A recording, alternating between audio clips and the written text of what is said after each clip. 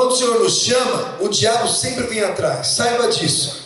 Todas as vezes que você tem um chamado de Deus para ele fazer algo que Deus escolheu você para fazer, que eu não vou poder fazer, alguém para pregar, um povo para pregar, o diabo vem no calcanhar.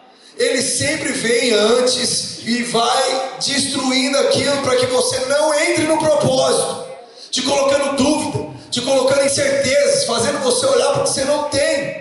Eu quero te falar, quando eu estava no processo para querer ter filhos, eu e a Leia, e a gente estava rodeado de obreiros e pastores que tinham filhos, e eles ficavam com os bebês no colo, e ficavam falando de bebê, e ficavam falando de criança, e qualquer assunto que eu tentava fugir. Você viu o jogo do Corinthians? O cara falava: nossa, meu filho ganhou um bode do Corinthians.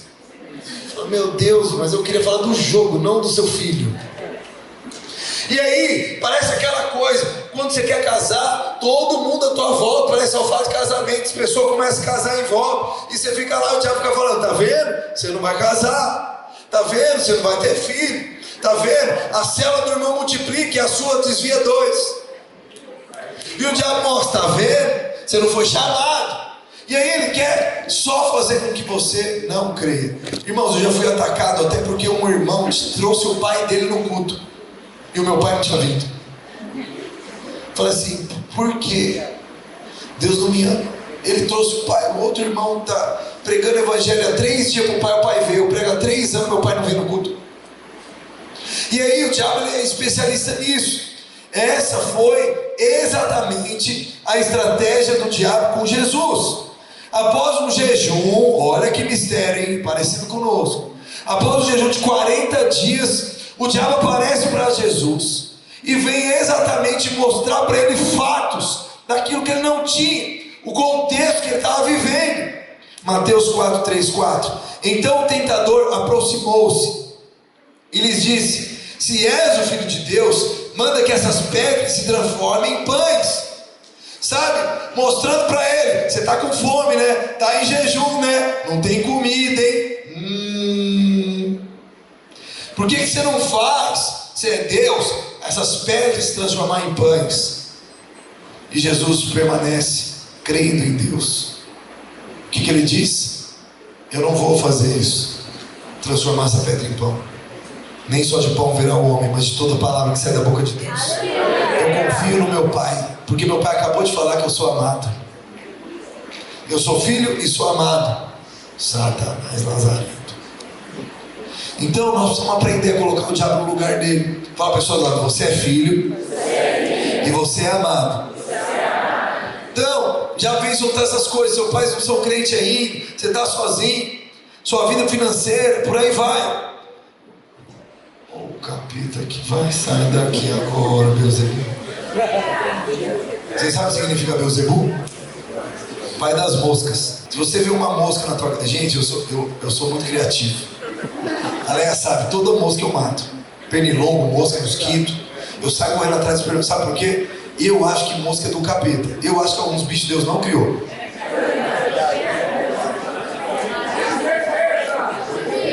Tipo barata, né? Barata, sapo, eu também tenho minhas dúvidas de sapo, viu? Que até eles fecham a boca deles, fazem um negócio. Mas a mosca, eu tenho, a minha crise com mosca é que eu acho que a mosca é tipo uma câmera do Satanás na sua casa. Porque Deus é o pai das moscas. Aí eu fico assim, quando estou falando do discipulado: Leia, porque Deus vai fazer. Eu falo assim: para de falar. Tem um microfone do cabelo aqui. Você já viu o olho delas? Não parece um microfone? Da mosca. Aí o que eu fico caçando o microfone? Ela é: amor, vamos falar de Deus. Eu falei: não, ela vai ouvir. Aí eu mato essa desgraça. Então, você não é bem-vindo aqui, viu? Então, olha só, Jesus respondeu para o diabo: não só de pão virá o homem, mas de toda a palavra que sai da boca de Deus. Eu quero te falar: não viva pelos contextos da sua vida, não viva pelas circunstâncias. Para de olhar para o que você não tem. Para com isso. Nós precisamos olhar para aquilo que nós temos, que Deus já nos deu, ser gratos por aquilo que Deus nos deu. Colossenses 3:3. Pois vocês morreram E agora a sua vida está escondida com Cristo em Deus. Você está escondido em Cristo. Vocês estão vendo o que está no meu bolso? Eu tenho algo aqui no meu bolso. Quem sabe o que eu tenho no meu bolso? Fala aí, o que eu tenho? Chaveiro, quem mais? Carteira, celular. Mas na verdade o que eu tenho é um chaveiro mesmo. Mas você deduziu, porque é óbvio, todo mundo põe um chaveiro. Mas nós estamos escondidos em Cristo. Ou seja, quando Ele olha para você, Ele não te vê, você está escondido nele. Deus olha para você. Diga um aleluia, crente. Sabe por quê? Eu estou falando essas coisas que você já ouviu 340 vezes, mas você não acredita. No último culto aqui dos adultos, eu falei para eles. Eu nem ministrei aqui a palavra, né? Acho que eu ministrei, não sei se eu ministrei a mesma palavra. Acho que foi. Eu falei para vocês também, vai aprender com o cachorro, não foi? Mas nos adultos foi diferente, porque eu falei para eles aprender com as pombas. Você já viu pomba magra? Quem já viu pomba magra? Nossa, a pomba está de dieta, pomba fitness. A pomba é gorda. Por que a pombinha é gorda? Fala para mim. Porque ela come bastante, muito bem, tio. Isso é óbvio, né? Mas é verdade, é revelação. A pomba é gorda porque ela come muito. Agora eu quero que você me fala. Você que falou aí, qual carteira, a carteira assinada em qual emprego? Porque ela precisa trabalhar para comer. Não é verdade? Não lava rápido. Não lava rápido, deu galho. E aí eu falei isso na palavra. Eu falei, eu creio que as pombas, elas têm uma parceria com o Lava Rápido do Delgado. Porque as pombas fazem cocô nos carros e ele leva lá para lavar o carro. Por isso, e vou falar para você, ele manda as pombas dele tudo lá perto do meu carro. É impressionante. Mas por que eu estou falando isso? A Bíblia não diz para você ir ter com a formiga preguiçoso? Diz, vai ter com a formiga preguiçoso. Eu quero te falar, vai ter com a pomba incrédulo. Porque ela come, é gordinha e não trabalha. E nós não cremos que Deus pode suprir todas as nossas necessidades, sendo filho de Deus. Então, a pomba, ela vai para o céu. Só que ela não é filha de Deus. Um animal. Você é filho. Existe uma diferença muito grande entre os valores do mundo e os valores do reino de Deus. Sabe, o mundo, ele sempre vai escolher os melhores, sempre vai escolher os mais capacitados. O mundo escolhe aqueles que são os fortes. Não sei se você sabe, mas em Esparta e em outras culturas também, não só gregas, as pessoas matavam crianças que tinham alguma debilidade, que nasceram com algum problema, alguma dificuldade, seja físico ou mental, e sacrificavam em pilhas, milhares, porque só podiam ficar vivos aqueles aptos para servir no exército e fortes. Você acha que isso é de Deus? E nós estamos em crise, é um monte de gente falando de aborto, não sei o quê. Filho, isso é cultura mundial há milênios. Matar crianças que não podem ser fortes. Sabe só que eu gosto de chamar de seu Deus? O nosso Deus é: eu escolhi os fracos para confundir os fortes. Eu escolhi aqueles que não são para confundir os que são. Esse é o chamado do nosso Deus. Totalmente oposto do mundo. O reino de Deus funciona dessa forma. Só que nós somos influenciados pelo mundo, ao ponto da gente ter a mesma visão do mundo. Quer ver? Eu nem vou perguntar aqui para um líder de célula falar, que vai ser brecha. Mas com certeza, você que é líder de célula, discipulador, fica procurando o cara que fala melhor na célula, o cara que é mais legal, o que parece ser mais culto. Isso é o quê? Isso não é igreja, isso é coach. Nós somos a igreja do Deus vivo. A igreja do Deus vivo faz coisas loucas e confunde o mundo. Veio um irmão hoje do Butantã, que foi líder, acho, líder do Webster. E ele estava passando por aqui, comprou um açaí e falou: vou ficar aqui nesse culto. Quando ele chega aqui na igreja, o Webster está aqui ministrando. Acorda aí, aleluia. Oh, xaramaca. Dá uma cotovelada gospel, meu irmão, aleluia. E é o seguinte, esse cara que veio lá do Butantã viu o Webster aqui em cima, porque é o Espírito de Deus, que não sei o que. Aí o cara do Butantã ficou até o final do culto. Ele falou: mano, tem que ficar até o final do culto. E ele estava ali no cantinho. Foi benção o culto ou não, irmãos? Foi benção? Aí eu desci lá, o Webster me apresentou. Falei: paz, irmão, paz. Falei: e aí, você é da onde? Ele falou: não, eu sou do Butantã. Pensei que era uma ovelha, já estava recebendo na minha igreja. Se o pastor do Butantã não vigiar, receberei. E aí é o seguinte. E eu falei: por que você está aqui? Ele falou: cara, porque esse cara aqui, aí apontou pro Webster, ele é obreiro aqui. Eu falei: ele é obreiro. Ele falou: não é. Ele é obreiro. Esse cara aqui, pastor, você não tem ideia. E eu fiquei pensando assim: meu Deus, você é pior do que você era. Quer dizer, você era pior do que você é Jesus na sua vida. É zoeiro. O que é isso que aconteceu com o Webster? Sabe o que é isso? Eu chamo de efeito Lázaro. Aprendi com um amigo meu, Rodolfo Abrantes. Sabe o que é o efeito Lázaro? É uma pessoa que ele só precisa andar, que ele evangeliza. Porque as pessoas olham e falam assim: você é louco, esse cara é morto e agora ele vive. Quem foi que ressuscitou ele? Como que ele saiu da tumba? É isso. As pessoas vão olhar para você não pelo que você fala ou você é eloquente. Às vezes você vai chegar e falar só assim: eu era cego, agora eu vejo. Essa é a pregação. Ele só precisa andar. Eu quero profetizar isso na sua vida. Você vai precisar só andar. E as pessoas vão olhar e falar: mano, o que aconteceu com esse louco? O que aconteceu com essa doida? Não é possível. Você vai enganar esse povo até quando da igreja? As coisas loucas confundem os sábios. Esse cara que está filmando aqui, Rafael Almeida, tá vendo? Trabalha aqui na mídia, no marketing aqui, junto com a equipe. Empresário, casado. Irmãos, eu estou falando essas coisas, você não sabe quem ele era, você deveria dar glória. Eu vou te dar mais uma oportunidade. Ele é casado. Uma santa. A moça é santa, a Celina é santa. Esse cara é um dos caras mais maconheiros que eu conheci na minha vida.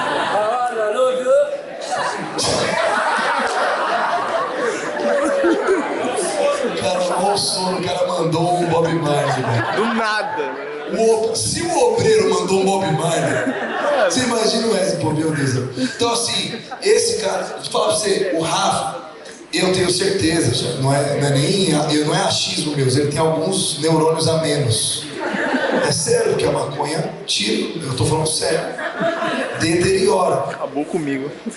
Como que ele é discipulador, com neurônios a menos, maconhado a vida inteira, casado e empresário. Empresário, irmãos. Sabe como? Lázaro. Então, para de querer ser o cara violento. Não tô falando pra você fumar maconha, não. Isso aí era ele no mundo. Estou dizendo, para de querer ser alguma coisa, para de olhar para você. Deus vai fazer do jeitinho que você é. Ele vai transformar você e as pessoas vão ficar loucas.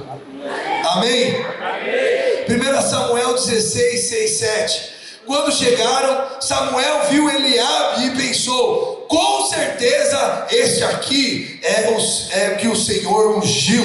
Este é o rei. Eliabe era o mais forte dos irmãos de Davi. Olhos verdes, musculoso.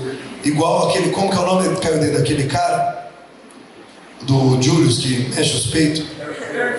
Barry Cruz.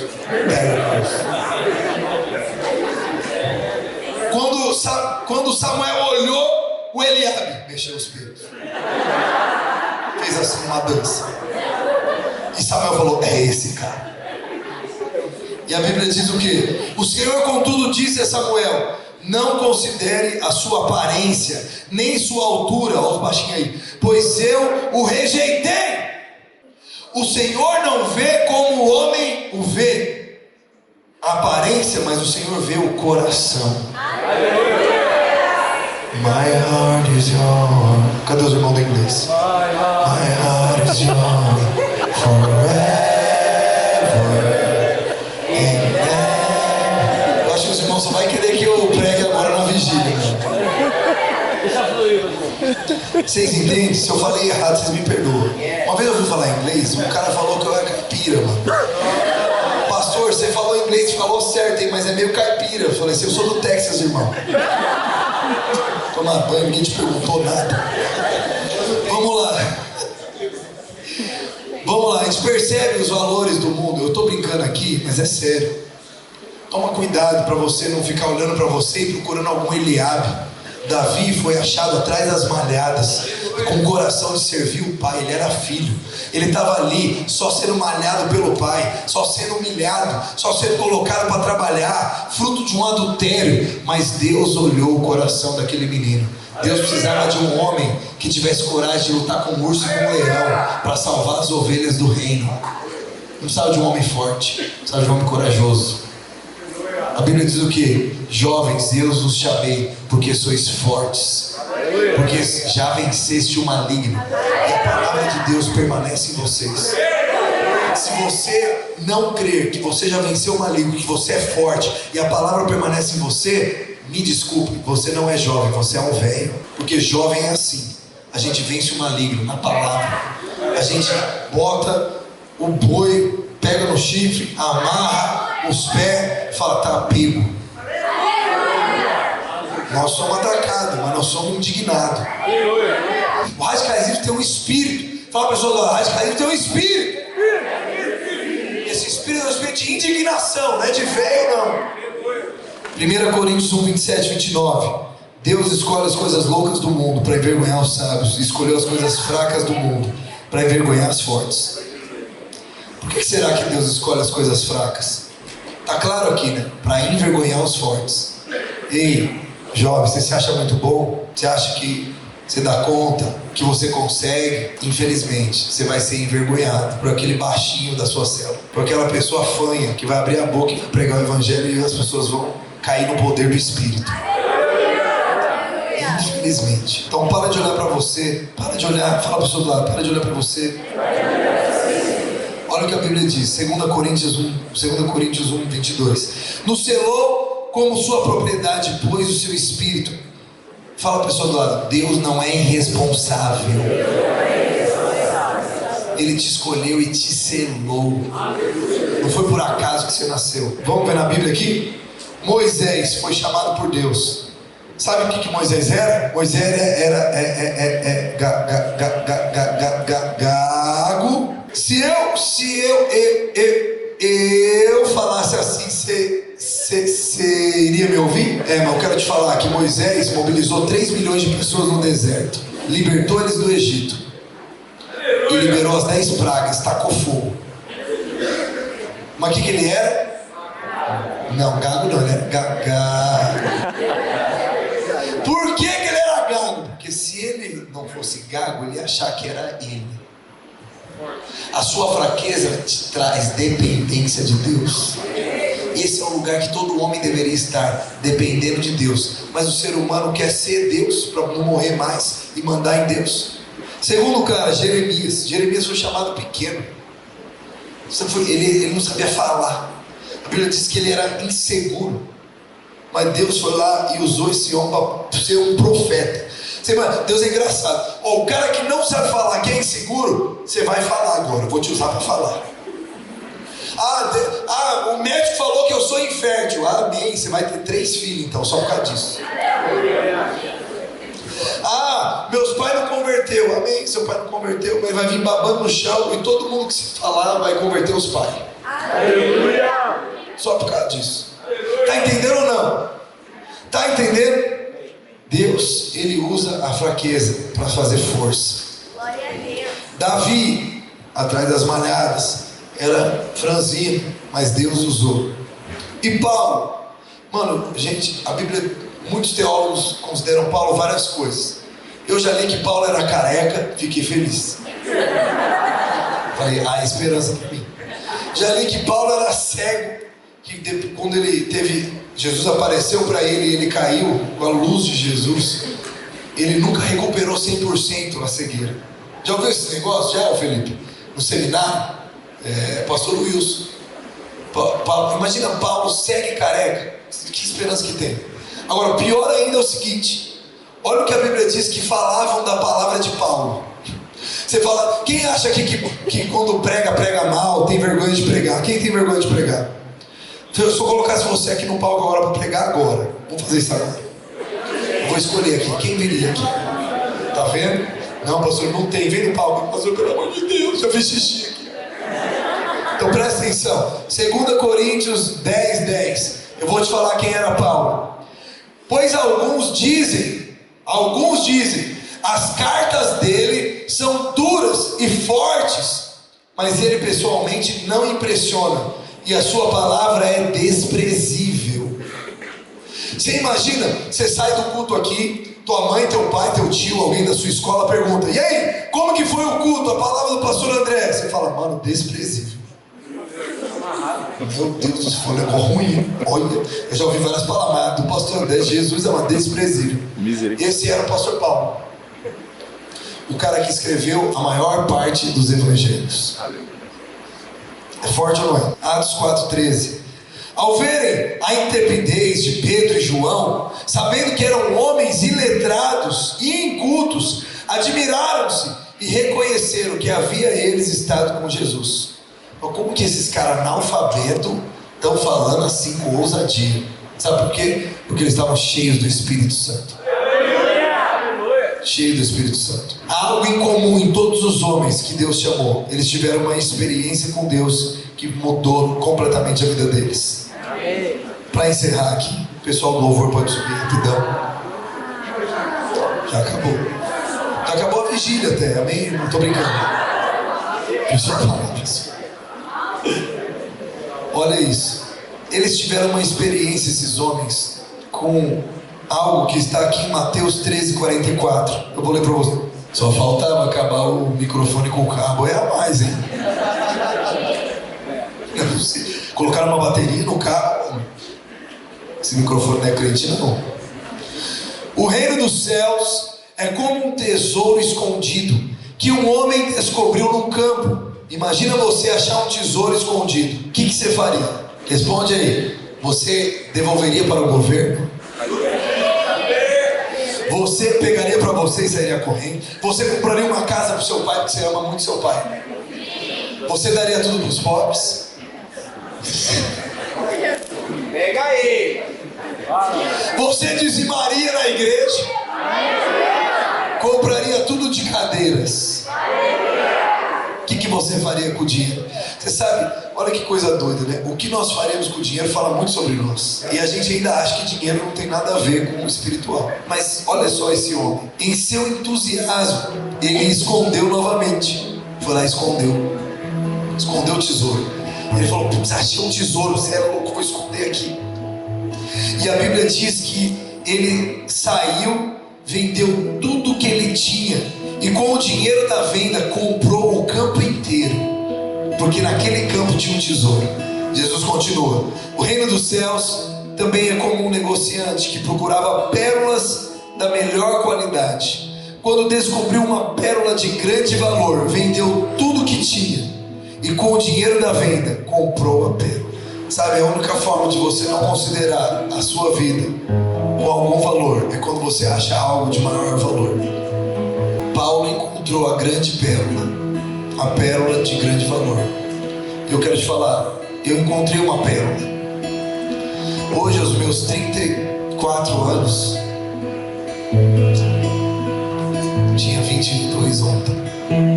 Hoje, aos meus 34 anos, eu tenho certeza que eu seria milionário. Certeza. Sabe?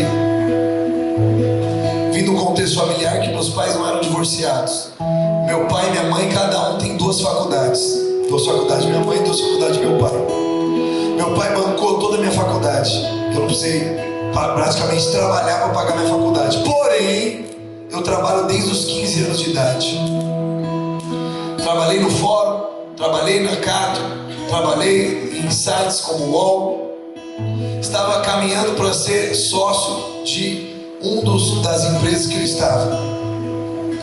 Até que um dia, eu era noivo de uma moça, não sei se você sabe da história.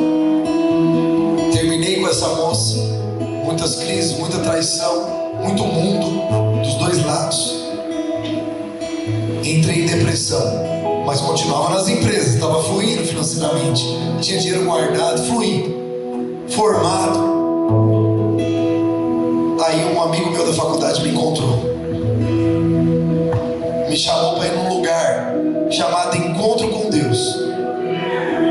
E quando eu cheguei no Encontro com Deus, eu achei uma pérola naquele lugar. A primeira reação minha foi muito triste. Eu falei, mano, que merda. Tudo que eu tô vivendo, tudo que eu não consigo mais. Eu vou falar pra você, eu tentei trabalhar depois 4 anos consecutivos, eu não conseguia mais trabalhar. Não conseguia, mano. Não é que eu não conseguia acordar de manhã, não era isso. Eu ia pro trabalho, eu não conseguia. E eu era um cara que trabalhava 15 horas por dia, workaholic. Meu chefe ligava de qualquer lugar, eu respondia com o notebook e fazia o que ele falava. E eu fazia com prazer, eu não fazia assim, nossa, que saco. Meu chefe, eu fazia, mano, top, vestia a camisa, vamos pra cima. E eu encontrei essa pérola. Vendi tudo que eu tinha. Aleluia. Comprei a pérola. Fui atrás da pérola, entendeu? A analogia. E até hoje eu vivo pelo reino de Deus. Não estou aqui para me gloriar, não. Foi Deus que me encontrou mesmo, me estragou. Mas minha pergunta para você é o seguinte: o que você tem feito com a única oportunidade da tua vida? Será que você foi estragado? Porque se você não foi estragado, eu tenho minhas dúvidas do encontro que você teve com Deus. Porque eu quero te falar, o encontro com Deus é como se fosse uma carreta de 2 eixos que encontra você, que é uma bicicleta. Quando ele passa por cima, não sobra mais nada. Só tem um detalhe: essa carreta, enquanto ela vai te atropelando, ela vai te reconstruindo, e no final dela sai uma Ferrari. A bike sai uma Ferrari, aleluia. Você sai com maior valor, você sai diferente, você sai na contramão, você sai totalmente mudado.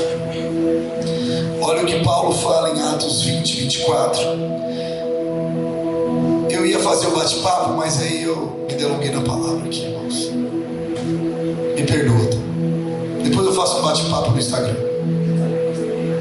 Atos 20, 24. Todavia, não me importo, nem considero a minha vida de valor algum para mim mesmo, se tão somente puder terminar a corrida e completar o ministério que o Senhor Jesus me confiou, de testemunhar o Evangelho da graça de Deus. Sabe quem era Paulo? Por mais que eu falei que ele tinha um problema de vista e era careca, Paulo era alguém que falava 5 idiomas. Ele era judeu, mas ele era romano por cidadania. É igual o cara hoje tem o green card dos Estados Unidos. Ele era um cara que era especialista em tendas, praticamente um engenheiro. Naquela época eram tendas que usavam muito nos desertos, nos lugares. O cara era discípulo do pastor Aloysio, estou brincando. Ele era tipo discípulo de Gamaliel, que era o cara mais embaçado teologicamente da época.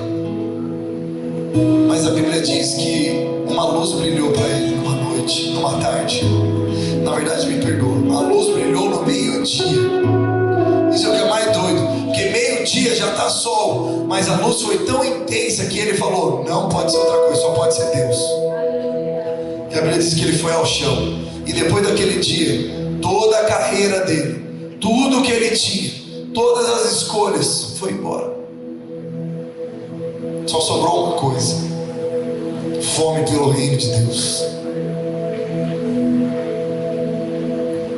Até quando você vai perder tempo olhando para as suas debilidades? Deus não é responsável, Deus te chamou. Queria que você ficasse em pé no seu lugar. Deus te chamou.